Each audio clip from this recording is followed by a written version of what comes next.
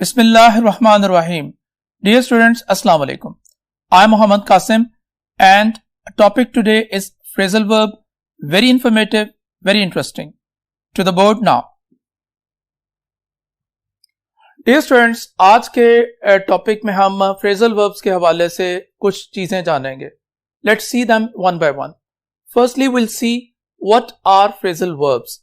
Secondly, के phrasal verbs जो है उनका इंपॉर्टेंस क्या है. इम्तिहानी नुक्ता नजर से हम देखेंगे, एग्जामिनेशन पॉइंट ऑफ व्यू से, और फिर हम देखेंगे कि आम हमारी कम्युनिकेशन में ये कितने इंपॉर्टेंट है फ्रेजल वर्ब्स. तीसरी चीज जो हम जानेंगे कि हम इनको कैसे फ्रेम करते हैं, कैसे बनते हैं, इनकी फॉर्मेशन कैसे होती है. ठीक है. इसके अलावा हम देखेंगे कि इनके मीनिंग्स की वैरायटी क्या है, कैसे मुख्तलिफ टाइप के मीनिंग्स इसमें आ जाते हैं.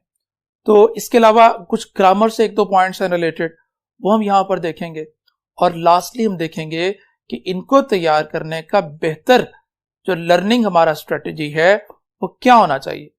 तो सबसे पहले देखते हैं व्हाट आर फ्रेजल वर्ब्स. तो फ्रेजल वर्ब्स बच्चों कहते हैं, बहुत सिंपल से जो है वो टर्म का पता चल जाता है कि जब भी आप वर्ब के बाद आप कोई प्रेपोजिशन या एडवर्ब या दोनों ऐड कर दें तो ये जो क्लस्टर बनता है वर्ड्स का, इसको फ्रेजल वर्ब्स कहते हैं. और फ्रेजल वर्ब्स जो हैं इसमें एक और पॉइंट है कि इनके यूजुअल मीनिंग भी होते हैं, यानी वो मीनिंग जो बाहर नजर आ रहे हैं, और इनके इडियोमेटिक मीनिंग्स भी होते हैं. तो ये आगे चल के ये भी हम देखेंगे. तो फ्रेजल वर्ब को समझ लें, वर्ब प्लस एडवर्ब या प्रेपोजिशन जब ये ज्वाइंट वेंचर करें तो फ्रेजल वर्ब हम उसे कहते हैं. Let's see them on the board now. We have two sentences. It's time to get through with them. तो वक्त आ गया है कि हम उनसे निपटें. तो through with them, get through with them. तो ये क्या है? फ्रेजल वर्ब है. Apparently इसके मीनिंग जो है वो कुछ और लग रहे हैं हमें. It's time to get through with them. तो through मैंने में से with, तो हम उस कॉन्टेक्स्ट में देख रहे होते हैं, वर्ड्स का ना लिटरल मीनिंग के हिसाब से हम देख रहे होते हैं. तो ऐसा नहीं है. यहां पर इसका मतलब है deal them. I can't put up with them anymore. तो मैं मजीद उनके साथ गुजारा नहीं कर सकता. तो पुट अप विद ये भी क्या है? फ्रेजल वर्ब है. इसमें क्या है? किसी को गुजारा करना, बर्दाश्त करना, टॉलरेट करना. तो फ्रेजल वर्ब्स हैं कि वर्ब है और उसके बाद क्या है? एडवर्ब है. दोनों में इधर ये एडवर्ब है और फिर ये प्रेपोजिशन है. तो फ्रेजल वर्ब्स का क्लस्टर कुछ यूं बनता है. फ्रेजल वर्ब्स कितने इंपॉर्टेंट हैं स्टूडेंट्स? अगर आप यूएचएस का हिस्ट्री दौरा देखें फ्रेजल वर्ब्स के वाले से या जो इंग्लिश के वाले से, तो ऑलमोस्ट जो है वो 10 सेंटेंसेस हमने फाइंड आउट किए हैं जो फ्रेजल वर्ब के हवाले से पास पेपर्स में मौजूद हैं. तो ये कितना इंपॉर्टेंट है यहां से अंदाजा हो जाता है. और दूसरी एक चीज है, एग्जामिनेशन पॉइंट ऑफ व्यू के अलावा ये जो चीज है फ्रेजल वर्ब, ये प्रैक्टिकली आप लोगों को बहुत हेल्प आउट करेगा. प्रैक्टिकल इंग्लिश में बदकिस्मती से हमारे यहां पर जो स्टैंडर्ड्स हैं वो डिफरेंट है, लेकिन जो नेटिव्स हैं they frequently use these phrasal verbs in their conversation. अगर आप किसी नेटिव इंग्लिश स्पीकर के जो 100 सेंटेंसेस को, एक मिसाल दे रहे हैं, अगर आप उसको बगैर बतलाए आप उनको रैंडमली डब कर लें, रिकॉर्ड कर लें आप उनको, तो 80 और 90 of them will be having phrasal verbs in them. So that is how they use them frequently in their daily conversation. लेकिन हमारे यहाँ के स्टैंडर्ड्स थोड़े डिफरेंट है. हमारे यहाँ पर ये होता है कि 2 वर्ड इंग्लिश को हम प्रेफर नहीं करते, यानी फ्रेजल वर्ब को प्रेफर नहीं करते. हम 1 वर्ड इंग्लिश पे हम थोड़ा रिलाय करते हैं, और उसमें भी हम थोड़ा जो है वो भटके हुए सेंस में हो जाते हैं कभी कभार. सब दोस्त नहीं, मतलब कुछ ये नहीं. तो वो ये करते हैं कि वो ज्यादा कोशिश करते हैं मुश्किल वर्ड वो तलाश करें. ठीक है, तुम क्या तलाश कर रहे हो? इसका हम करेंगे व्हाट आर यू सर्चिंग. लोग ये कर लेते हैं हमारे यहाँ पे, यहां कर लेते हैं व्हाट आर यू क्वेस्टिंग. हालांकि क्वेस्ट जो है वो थोड़ा सेंस डिफरेंट हो जाती है. व्हाट आर यू इंडेवरिंग, इस तरह करके. तो व्हाट आर यू सीकिंग, ये सारे जो हैं ये थोड़ा गलत है. तो इसमें बेहतर ये है कि हम कर दें what are you looking for या what are you eyeing for. तो आई फॉर, लुक फॉर, ये क्या है? ये फ्रेजल वर्ब्स ही तो हैं. तो इनकी इंपॉर्टेंस का अंदाजा भी प्रैक्टिकल इंग्लिश में हमें बहुत हेल्प आउट करते हैं, ठीक है, और मिजाज में थोड़ा इनफॉर्मल होते हैं, ठीक है जी। तो this was the importance of phrasal verb. So next is how they are formed, and for this we move to next board now. Dear students, phrasal verbs की फॉर्मेशन कैसे बनते हैं? स्टार्ट में हमने बताया था वर्ब के बाद आप एडवर्ब लगा दें, वर्ब के बाद आप प्रेपोजिशन लगा दें, वर्ब के बाद ये दोनों लगा दें तो फ्रेजल वर्ब्स बन जाते हैं। तो let's see them one by one. 3 ways हैं जी इसको। तो तीनों वेज जो है वो हम बोर्ड पे देख रहे हैं कि सबसे पहले वर्ब के साथ आप एडवर्ब पार्टिकल लगा दें, एडवर्ब लगा दें, पार्टिकल यानी स्मॉल एडवर्ब जो होता है।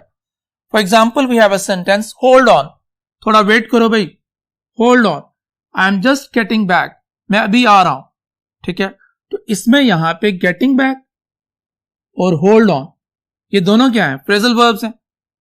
तो फ्रेजल वर्ब्स के हवाले से, मीनिंग के हवाले से एक चीज आपको बता दें कि मीनिंग भी इसके 2 टाइप के, आगे चल के हम उसको डिटेल करेंगे। तो एक है कि एक फ्रेजल वर्ब है जो अपने लिटरल मीनिंग यानी एज इट इज जैसे हैं उसको कैरी कर रहा है, और एक है उसमें इडियोमेटिक मीनिंग आ गए हैं। क्लियर हो गया? तो यहां पर देखो बच्चों, होल्ड ऑन ये कौन से मीनिंग है? इडियोमेटिक मीनिंग है। होल्ड का वैसे मतलब क्या होता है? थामना, ठीक है। तो होल्ड ऑन का मतलब ये नहीं है कि आप इस चीज को थाम के रखें, इसका मतलब है इंतजार करें। लेकिन गेटिंग बैक जो है वो अपने थोड़ा लिटरल मीनिंग को कैरी कर रहा है, वापस आना।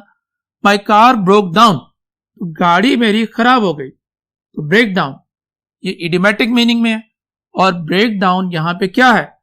ये एडवर्ब है, क्योंकि ऑन द हाईवे इसका ऑब्जेक्ट नहीं है, ये ऑन द हाईवे इटसेल्फ एक प्रेपोजिशनल फ्रेज है। क्लियर हो गया? At last the rebels given, बिलाखिर जो रेबल्स थे वो हार मान गए। तो गिवन यहां पे क्या है? ये फ्रेजल वर्ब है, और इन यहां पे एडवर्ब है, क्योंकि यहां पर इन सब के बाद कोई प्रेपोजिशन नहीं है, ठीक है ना। Break down on the highway, तो ऑन इसके साथ है, ये इसके ऑन द हाईवे इकट्ठा है ना, ब्रेक डाउन। क्लियर हो गया? ठीक है जी। नहीं, verb plus adverb particle. Next वो मूव करते हैं। सेकंड जो फॉर्मेशन है वो वर्ब के साथ जब हम प्रेपोजिशन लगा दें। फॉर एग्जाम्पल पहला सेंटेंस देखते हैं, your demands have eaten into my savings, तुम्हारी फरमाइशें जो हैं वो तो मेरी सारी जमा पूंजी खा गई। तो यहां पे हैव ईटन इनटू, तो ईटन इनटू क्या है? फ्रेजल वर्ब बन जाएगा, लेकिन ये प्रेपोजिशन के साथ है। उसकी वजह यह है कि माय सेविंग्स, तो ये यहां पर इसका ऑब्जेक्ट है। क्या खा गई? सेविंग खा गई, ठीक है। ऑब्जेक्ट को फाइंड आउट करने के हम 2 पॉइंट्स इन में रखते हैं कि वर्ब से अगर हम क्वेश्चन करें व्हाट और दूसरा क्वेश्चन करें whom, तो हमें क्या मिलता है? ऑब्जेक्ट मिलता है। तो क्या खा गई? क्या मिला? ऑब्जेक्ट मिला, माय सेविंग्स। इसी तरह आगे देखते हैं, the made looks after the baby, made जो है वो लुक आफ्टर कर रही है। तो क्या कर रही है वो लुक आफ्टर? तो ये तो शय नहीं है आगे, किसे लुक आफ्टर कर रही है? तो बेबी को लुक आफ्टर कर रही है। तो यहां पे क्या हो जाएगा? ऑब्जेक्ट, और लुक आफ्टर में ये क्या हो जाएगा? Phrasal verb with preposition. Clear है? She summoned up her courage, उसने अपना हौसला इकट्ठा किया। They turn down my request, उन्होंने मेरी रिक्वेस्ट को कैंसिल कर दिया। तो all these are phrasal verbs with a combination of verb plus preposition. We have another combination that we say verb, adverb, particle and then preposition. For example, we look forward to your kind visit. हम मुंतजर हैं आपके kind visit के। तो look यहां पे verb है, forward हमारा adverb and this preposition. The cat quietly crept up on the pigeon. तो creep up on, creep up on ये भी क्या है? Phrasal verb. तो इसमें अप एडवर्ब है, ऑन क्या है? प्रेपोजिशन है। तो ऑन द पिजन ये एक अलग से है। तो creep up on the, it is time would did away with, तो do away with, do away with. अक्सर जो है वो इंग्लिश जो प्रोटेस्ट करते हैं ना नेटिव्स बाहर, तो ये कर रहे होते हैं do away with, do away with यानी खत्म करें इस चीज को, बंद करें। जैसे हमारे यहाँ पे गुंडागर्दी बंद करो, तो डू अवे विद इस तरह करके। तो ये डू अवे विद का मतलब खत्म करें, यानी इस चीज को बंद करो। The thief got away with the valuables, तो थीफ जो था वो वैल्यूएबल्स लेके भाग गया। तो ये सारा क्या है जी? Adverb verb, adverb particle and preposition. तो एडवर्ब्स की, फ्रेजल वर्ब्स की जो है वो फॉर्मेशन के बाद हम नेक्स्ट पढ़ते हैं बोर्ड पे, और हम जानते हैं कि इनके टाइप्स ऑफ मीनिंग कैसे हम देखते हैं। तो move to next board now. Students, phrasal verbs, their meanings, it is also very important, and we have two types of meanings as we have discussed in the previous boards के literal meanings हैं and idiomatic meanings हैं। literal meanings बच्चों ये हैं कि उसमें जो verb है या जो particle साथ attach होते हैं। particle दो तरह के होते हैं, preposition भी particle को ही कहते हैं इस context में ना, तो उसके particles या verb अपना ओरिजिनल मीनिंग कैरी कर रहे होते हैं, उनके मीनिंग्स में कोई शिफ्ट नहीं आ रहा होता। तो ऐसे फ्रेजल वर्ब को हम कहते हैं कि ये अपने लिटरल मीनिंग कैरी कर रहा है, इसके मीनिंग्स में कुछ चेंज नहीं आ रहा। जैसे हम पढ़े थे गेट बैक अभी, तो गेट बैक का मतलब है वापस पीछे जाना, ठीक है, it's time to get back, बेहतर है कि हम इस मामले से पीछे हट जाएं। तो ये यूजुअल मीनिंग अपने कैरी कर रहा है। तो एक होता है इडियोमैटिक मीनिंग्स। इडियोमैटिक मीनिंग्स को देखना और उनको मेमोराइज करना ये थोड़ा डिफिकल्ट होता है, और ये हम लोगों के साथ नहीं है, ये सबके साथ है। नेटिव्स भी जो हैं वो इस मामले में घबरा जाते हैं और वो भी डिक्शनरीज को कंसल्ट कर रहे होते हैं। तो ऐसी सूरत में बेहतर स्ट्रैटेजी ये है कि हम अपनी जब रीडिंग कर रहे हों तो अच्छे से देखें। हमारी बुक 1, 2, 3, 4 में बहुत से फ्रेजल वर्ब्स मौजूद थे और हैं। तो जब भी हम रीडिंग करें और फ्यूचर में भी अपनी हैबिट बनाएं इंग्लिश की इंप्रूवमेंट के लिए कि फ्रेजल वर्ब जहां पर आए उनको मेमोराइज करें, उनको यूज करें और इंग्लिश के जो मॉडर्न स्टैंडर्ड्स हैं उनको देखें। तो let's see the meanings now. तो फर्स्ट है the literal meaning. Literal meaning ये है कि लुक्ड अप, उसने ऊपर देखा। उसने कब कहां देखा जी? उसने ऊपर देखा। तो ये इसका लिटरल मीनिंग जो है वो इस पार्टिकल का वो यहां पर एग्जिस्ट करता है, इसके मीनिंग में कोई शिफ्ट नहीं आ रहा। She sat on the bed, वो बैठ गई बिस्तर पर। कहां बैठ गई? She sat on the bed. तो सैट ऑन अपने रूटीन के मीनिंग्स कैरी कर रहा। I open the door and went in, मैंने दरवाजा खोला और मैं वहां चला गया, या केम इन वेंट इन। तो क्या है जी? ये भी अपने रूटीन के मीनिंग्स को कैरी करता है। और इडियोमैटिक ये है कि he tried to make up the loss, उसने कोशिश की मेकअप करने की, यानी कमी पूरा करने के नुकसान को। I have to carry out, तो कैरी का वैसे मतलब क्या होता है? उठाना। आउट का मतलब है बाहर ले जाना। तो कैरी आउट का हरगिज ये मीनिंग नहीं करेंगे कि मैं उसको उठाकर बाहर ले गया, तो सेंस गलत हो जाएगी।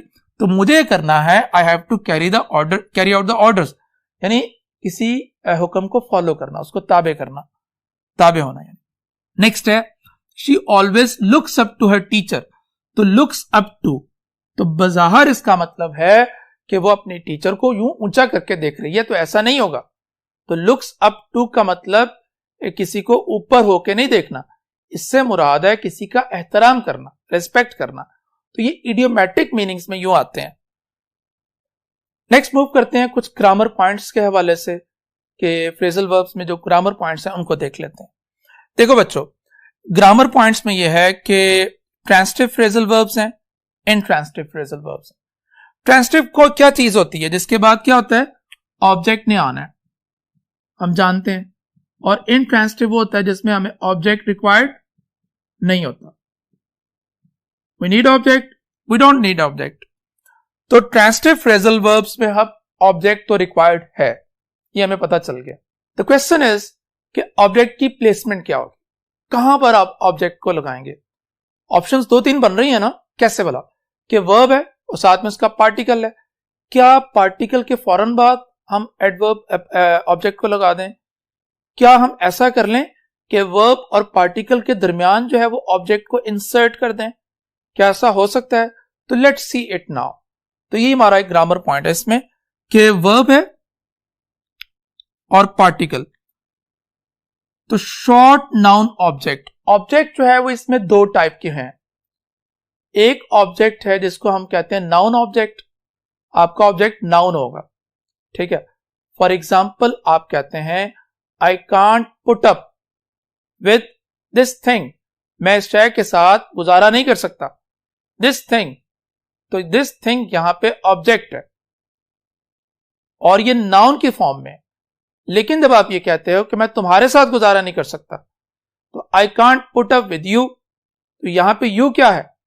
ये प्रोनाउन ऑब्जेक्ट है, ये नाउन ऑब्जेक्ट नहीं है। तो ऑब्जेक्ट को हमने डिफाइन कर लिए कि दो टाइप के हैं, एक नाउन ऑब्जेक्ट और एक प्रोनाउन ऑब्जेक्ट। तो इसकी स्ट्रेटजी कुछ यूं बनेगी कि जब भी नाउन ऑब्जेक्ट आएंगे ना, नाउन ऑब्जेक्ट, तो उसमें हमने सिर्फ यह देखना है कि नाउन ऑब्जेक्ट शॉर्ट है कि लॉन्ग है। अगर तो नाउन ऑब्जेक्ट शॉर्ट है, वो शॉर्ट है, तो फिर हम क्या करेंगे कि शॉर्ट नाउन ऑब्जेक्ट की दो प्लेसमेंट बन जाती हैं। आप इसको पार्टिकल के बाद भी लगा सकते हैं और दरमियान में भी लगा सकते हैं। लिहाजा एक ये चीज समझ आई कि शॉर्ट नाउन ऑब्जेक्ट्स को हमने फ्रेजल वर्ब्स की डोमेन में बॉदर नहीं करना, लेकिन जिस चीज को हमने कंसिडर करना है वो है लॉन्ग नाउन ऑब्जेक्ट्स। तो लॉन्ग नाउन ऑब्जेक्ट्स जब भी आएंगे तो हम देखेंगे कि वर्ब, पार्टिकल और लॉन्ग नाउन ऑब्जेक्ट्स, तो यही हमारा जो है वो असल में डोमेन आएगा। लॉन्ग नाउन ऑब्जेक्ट्स को कभी भी हम पार्टिकल और वर्ब के दरमियान में नहीं लेकर आएंगे, जैसे हम शॉर्ट नाउन ऑब्जेक्ट को ला सकते हैं। एग्जाम्पल के लिए अभी हम नेक्स्ट बोर्ड पे मूव करते हैं और उसमें वहां पर ये आपको दिखाते हैं। एक और चीज है इसमें कि अगर हमारा ऑब्जेक्ट प्रोनाउन आ जाए तब हम क्या करेंगे। अगर प्रोनाउन आ जाए तो प्रोनाउन ऑब्जेक्ट की सूरत में ये चीज याद रखें कि प्रोनाउन हमेशा पार्टिकल और वर्ब के दरमियान आएगा ऑब्जेक्ट। तो दो चीजें अभी तक हमने जानी है इसमें कि शॉर्ट नाउन ऑब्जेक्ट वो पार्टिकल के बाद भी आ सकते हैं, पहले भी, लेकिन लॉन्ग नाउन ऑब्जेक्ट्स जो हैं वो हमेशा पार्टिकल के बाद आएंगे। लेकिन जो प्रोनाउन ऑब्जेक्ट्स हैं वो पार्टिकल और वर्ब के दरमियान यानी पार्टिकल से पहले आएंगे। For examples we move to next board now. So here are the examples. ठीक है, placement of object in phrasal verbs. तो let's see them one by one. She tore the letter up, उसने letter को फाड़ डाला। टोर मैंने यानी किसी को डैमेज कर देना, उसने लेटर को डैमेज कर दिया। तो द लेटर प्रोनाउन है कि नाउन है? ये ऑब्वियसली नाउन है। तो द लेटर शॉर्ट है कि लंबा सा ऑब्जेक्ट है? ये शॉर्ट है, तो इसको हम कह सकते हैं कि शॉर्ट नाउन ऑब्जेक्ट है। तो शॉर्ट नाउन ऑब्जेक्ट को चाहे आप वर्ब और पार्टिकल के दरमियान में लिखते हैं, इट्स फाइन, ये बिल्कुल करेक्ट है, no problem. She tore up the letter, उसने लेटर को फाड़ डाला। तो यहां पे भी क्या है? Short noun object. Again short noun object वो दोनों मूवमेंट्स में आ सकता है, दोनों पोजीशन में आ सकता है, पार्टिकल से पहले भी और पार्टिकल के बाद भी। तो ये भी पोजीशन बिल्कुल fine, no problem. Next is she tore all the letters by her fans up. तो उसने वो सारे लेटर्स फाड़ दिए। उसने क्या फाड़ दिया, क्या डैमेज किया? All the letters by her fans. ये सारा क्या है? ऑब्जेक्ट है। तो ये ऑब्जेक्ट शॉर्ट है कि थोड़ा लॉन्ग है? ये लॉन्ग नाउन ऑब्जेक्ट है। तो लॉन्ग नाउन ऑब्जेक्ट की सूरत में याद रखें कि पार्टिकल जो है उसको कभी भी उसके बाद नहीं लिखते। तो इसको हम यहां से मूव करके यहां ले आएंगे। तो ये सेंटेंस पहले तो गलत था, लेकिन जब मूव कराएंगे इसको यहां से तो ये सेंटेंस अब करेक्ट होके बन जाएगा, she tore up all the letters by her fans. Got it जी? नेक्स्ट जी, प्रोनाउन के ऊपर देख लेते हैं। She read all the letters and tore up them. तो उसने सारे लेटर्स पढ़े, we don't have any phrasal verb here, and tore up them, और उनको डैमेज कर दिया। तो देम है यहां पे हमारा ऑब्जेक्ट। तो what kind of object is them? Is it noun object और it is a pronoun? It's a pronoun. तो प्रोनाउन हम जानते हैं हमेशा वर्ब और पार्टिकल के दरमियान में आएगा। तो लिहाजा ये सेंटेंस भी यहां पर गलत है, लेकिन जैसे ही हम देम को मूव करा के इन दोनों के दरमियान में इंसर्ट कर देंगे तो ये सेंटेंस बिल्कुल ओके हो जाएगा, fine. Last is intransitive phrasal verb. तो इनट्रांसिटिव फ्रेजल वर्ब्स हैं जिनमें हमें ऑब्जेक्ट की जरूरत नहीं होती। तो इसमें दो तीन चीजें हैं जो हमें याद रखनी है। इसमें हमारे लिए कोई खास अहम बात नहीं है, लेकिन ये है कि ये वर्ब प्लस एडवर्ब पार्टिकल से रिलेटेड होते हैं और ये एक तो इनसेपरेबल होते हैं। जैसे हमने ऊपर देखा ना कि ट्रांसिटिव जो फ्रेजल वर्ब्स हैं वो सेपरेबल भी हैं और वो इनसेपरेबल भी हैं। ये भी होता है बहुत से ट्रांसिटिव जो फ्रेजल वर्ब्स हैं वो इनसेपरेबल हैं, उनको आप अलग नहीं कर सकते, और बहुत से सेपरेबल भी हैं, लेकिन ये इनसेपरेबल हैं। और नॉर्मली जो है वो intransitive phrasal verbs they have usually idiomatic meanings. Clear है? तो एक दो चीजें यहां पर मैं थोड़ा सा इसको थोड़ा रिवाइज करते हैं और फिर आगे निकलते हैं हम, कि हमें ये जानना ज्यादा अहम नहीं है कि जो फ्रेजल वर्ब्स हैं ये प्रेपोजिशन के पार्टिकल के साथ जनरेट हो रहे हैं कि एडवर्ब के पार्टिकल के साथ जनरेट हो रहे हैं। जो चीज सबसे ज्यादा इंपॉर्टेंट है हमारे लिए वो इनके मीनिंग्स, इनकी अंडरस्टैंडिंग और इनका इस्तेमाल है। How we gonna enrich ourselves in phrasal verbs, what should be our learning methodology? For this we move to next board now.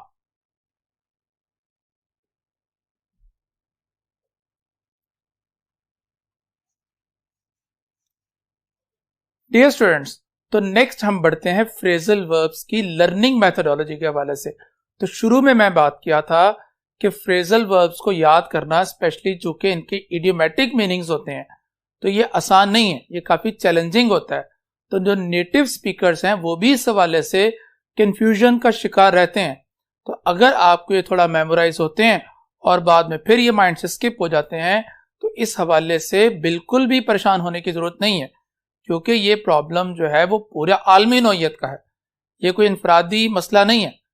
तो लेकिन फिर भी ऐसा होता है कि बात मर्तबाना कुछ फ्रेजल वर्ब्स इस नेचर के होते हैं कि उनमें मीनिंग्स को रिकग्नाइज करना वो आसान हो जाता है, और उसकी वजह ये होती है कि या तो मेन वर्ब या उसके साथ अटैच पार्टिकल वो अपना यूजुअल मीनिंग जो है वो कैरी कर रहा होता है। तो ऐसी सेंस में चीजें थोड़ा आसान हो जाती हैं। तो let's see, we have a few particles on the board जो अपने रूटीन के मीनिंग्स को कैरी कर रहे हैं, और यूं करके हम थोड़ा फैसिलिटेट हो रहे हैं उनकी मौजूदगी में। लेकिन यहां पर इन सब चीजों से में बढ़ने से पहले एक चीज हम क्लियर कर दें कि इसमें आप कुछ स्वीपिंग स्टेटमेंट नहीं दे सकते फ्रेजल वर्ब्स के हवाले से। तो इनको आप कह लें कि ये रूल ऑफ थंब है, बस ये एक्सपीरियंस की बेस पे चीजें कुछ डिराइव की गई हैं, और ये हर जगह पे हमें फैसिलिटेट नहीं कर रही होती। लेकिन बहुत हद तक अगर हम थोड़ा इन चीजों को सीख लें तो हम काफी कंफर्ट जोन में आ जाते हैं। Let's see them one by one now. Firstly बच्चों देखें, ऑफ है। ऑफ हम सब जानते हैं डिस्कनेक्टिविटी को शो करता है, जो चीजें डिस्कनेक्ट हो जाएं, लाइक कॉल ऑफ है, मुलतवी कर देना, चीजें ऑफ हो गई हैं। ठीक है। कम ऑफ, किसी चीज का उतरना, दाग वगैरह का भी उतर जाना, रिमूव कर देना। कट ऑफ, कट ऑफ भी डिस्कनेक्शन को शो करता है, बात काट दी है, कोई बोल रहा है उसको कट ऑफ कर दिया। रन ऑफ होता है किसी को, ये थोड़ा इश्क मशूकी वाला वर्ड है, इसमें किसी को लेके भाग जाना, जिसको इलोप कहते हैं, ELOP, इलोप। तो पुट ऑफ होता है टाल देना। ठीक है। एक चीज कनेक्टिविटी में है तो आप उसको टाल देते हैं, पुट ऑफ कर देते हैं। तो नॉड ऑफ होता है, नॉड क्या होता है, सर हिलाना। तो ऑफ ये है कि एकदम सर हिलाते हिलाते आप सो गए, और अमूमी तौर पे बैठे बैठे सो जाना, यानी नॉड ऑफ। तो टेक ऑफ क्या होता है, उड़ना। ठीक है। प्लेन टेक ऑफ, आप जमीन को यानी डिस्कनेक्ट हो जाते हैं। पे ऑफ है कि किसी का हिसाब किताब चुकता करना। ठीक है। दूसरा इसका मतलब यह भी बन जाता है कि किसी को नौकरी से फारिग करने के लिए उसका सारा पैसे वैसे दे देना, और कर्ज चुकाना की सेंस में भी आ जाता है ये। टर्न ऑफ, तो ऑफ डिस्कनेक्टिविटी है, तो टर्न ऑफ यानी घुमा के किसी चीज की कनेक्टिविटी को खत्म कर देना। टर्न ऑफ द टैप, इस तरह करके हम बोलते हैं। फॉल ऑफ, तो गिरना, यानी आप एक चीज पे खड़े थे, उसके साथ आप कनेक्टेड थे, अटैच थे, और वहां से जब आप ऑफ हुए, तो वहां से आप डिस्कनेक्ट हुए, तो आप गिर गए। तो गेट ऑफ, उतरना, बड़ी गाड़ी वगैरह में से ना उतरने के लिए, ट्रेन से, शिप से, तो इस तरह करके हम गेट ऑफ यूज करते हैं। छोटी गाड़ियों के लिए हम गेट आउट ऑफ यूज करते हैं। नेक्स्ट पढ़ते हैं ओवर, OVR, ओवर। तो ओवर बच्चों ऐसा पार्टिकल है जो अपने ओरिजिनल मीनिंग्स जो है वो कैरी कर रहा होता है, इसके मीनिंग्स में कोई शिफ्ट नहीं आ रहा होता। Let's see them. Get over है काबू पाना, टेक ओवर किसी चीज का चार्ज संभाल लेना। ठीक है। लुक ओवर मुआयना करना, ओवर है ना, ओवर ऐसे यानी get over, take over, run over यानी किसी चीज के ऊपर से उसको कुचल के निकल जाना, किसी चीज के ऊपर से भाग के निकल जाना, कुचल देना। वॉच ओवर, प्रोटेक्ट करना, गार्ड करना, देखना, पहरा देना यानी इस तरह करके। तो पास ओवर, इग्नोर कर देना। पास यानी करीब से गुजर जाना, ओवर यानी इसको छोड़ के, मिस करके। तो for further particles and their strategy we move to next board. Dear students, we have down here. तो डाउन का मतलब आप ये समझ लो कि डाउन का मतलब है यानी नीचे, ये इस तरह करके डाउन इस सेंस में आएगा। तो डाउन का मतलब एक तो होता है चीजों का नीचे जाना, और एक ये है कि उनका वैल्यू में थोड़ा हल्का होना, डाउन। ठीक है, तो इसमें देखें कि रन डाउन, तो एक चीज चल रही है और वो डाउन यानी खराब हो गई। ठीक है, नॉक डाउन, नॉक डाउन यानी किसी को गिरा देना, शिकस्त देना। तो ब्रेक डाउन इसका मतलब भी खराब हो जाना। पुट डाउन के दो मीनिंग्स हैं। तो एक तो इसका जो है वो यूजुअल मीनिंग है नीचे रखना, और पुट डाउन मैंने कुचलना भी होता है, दबाना, किसी चीज को, किसी रिबेलियन को, किसी भी नेगेटिव चीज को क्रश कर देना। तो टीयर डाउन होता है बिल्डिंग को नीचे गिरा देना, डाउन आ रही है। स्केल डाउन होता है चीजों को नैरो करना, नैरो लाइन करना, स्केल डाउन करना। टर्न डाउन होता है किसी चीज को रद्द कर देना, उसको ठुकरा देना। नेक्स्ट मूव करते हैं बाय। बाय का मतलब हम जानते हैं क्या है, क्लोज, क्लोज के मीनिंग्स में भी आता है बाय। ले बाय यानी अपने करीब करके रखना, यानी जमा करना। पुट बाय ये भी जमा करना की सेंस में है। Stop by, drop by, come by, इन तीनों का मतलब है शॉर्ट विजिट करना, यानी जब आप कहीं रहे लेकिन आप रुक के किसी जगह पे शॉर्ट विजिट करते हैं, तो बाय उधर ही यानी किसी जगह पे करीब रुक जाना। अवे है जी नेक्स्ट। इसमें भी पार्टिकल जो है अवे, वो अपने रूटीन के मीनिंग्स जो है वो उन्हीं को रिटेन कर रहा है, उन्हीं को कैरी कर रहा है। लाइक ब्रेक अवे, ब्रेक तोड़ना, अवे यानी तोड़ के भाग जाना, यानी जेल तोड़ना या वैसे भाग जाना। पाइन किसे कहते हैं, दरख्त को, पाइन अवे। तो पाइन मैंने ख्वाहिश भी होता है। पाइन अवे का मतलब यानी मिस करना किसी चीज को, उसको मौजूद, जैसे हम आमतौर पे कहते हैं हम अपने माँ बाप को मिस करते हैं, इस तरह करके। पास अवे कहते हैं इंतकाल करना, फौत हो जाना। अवे यानी पास यानी दूर निकल जाना। फेट अवे मुरझा जाना। ठीक हो गया। तो फ्राइटन अवे या ऑफ है किसी को डरा के भगाना, उसको अवे करना। फ्राइटन डरा कर किसी को दूर कर देना। शट अवे कहते हैं हाइड सीक्रेटली, यानी छुप जाना किसी चीज से ना। वॉश अवे कहते हैं रिमूव कर देना, धो के किसी चीज को हटा देना। स्टोवे यानी किसी जगह पे आपने ट्रेवल करना है लेकिन आप छुप के जा रहे हैं और आप किसी को बताना नहीं चाह रहे। टेल अवे यानी टेल क्या होता है, दुम, और अवे यानी दुम भी आपसे दूर हो गई, यानी इतना छोटा हो जाना या वीकर सा हो जाना। For further practice move to next board now. जी स्टूडेंट्स, अपार्ट और फोर्थ हमारे पास बोर्ड में मौजूद है। अपार्ट हम जानते हैं थोड़ा सेग्रीगेशन, अलहदा को कहते हैं। लाइक टेक अपार्ट है, ठीक है, अलहदा कर देना। सेट अपार्ट, सेट अपार्ट का मतलब क्या होता है, डिस्टिंग्विश यानी नुमाया करना, अपने आप को थोड़ा अलग थलग करके रख लेना, सेट अपार्ट। ठीक है, अलहदा यानी अलहदा की मीनिंग्स में। कम अपार्ट यानी टुकड़े टुकड़े उसके कर देना या टुकड़ों में ले आना। और इसी तरह फॉल अपार्ट है, पार्ट्स जब जो है वो टुकड़े वो अलहदा होने लगे तो इसको कहते हैं फॉल अपार्ट। क्लियर। नेक्स्ट है जी फोर्थ, FORTH, प्रोड्यूस के सेंस में ज्यादा हमने देखा है इसको। तो ब्रिंग फोर्थ मैंने पैदा करना, दरख्तों का फल पत्ते वगैरह। कॉल फोर्थ कहते हैं प्रोड्यूस पर्टिकुलर रिएक्शन, आपको खास किस्म की फीलिंग्स जो हैं वो आप एग्जीक्यूट करें, वो आप में नजर आए। होल्ड फोर्थ, तो स्पीक एक्सटेंसिवली, बहुत ज्यादा बोलना, और बोरिंगली। होल्ड का मतलब क्या होता है, माइक को थामे रखना, आप किसी को माइक दे नहीं रहे, तो speak extensively and boringly. Send forth होता है साउंड्स वगैरह प्रोड्यूस करना, साउंड्स वगैरह निकालना। सेट फॉर्थ है start journey. That is all for today. Thank you so much. Allah.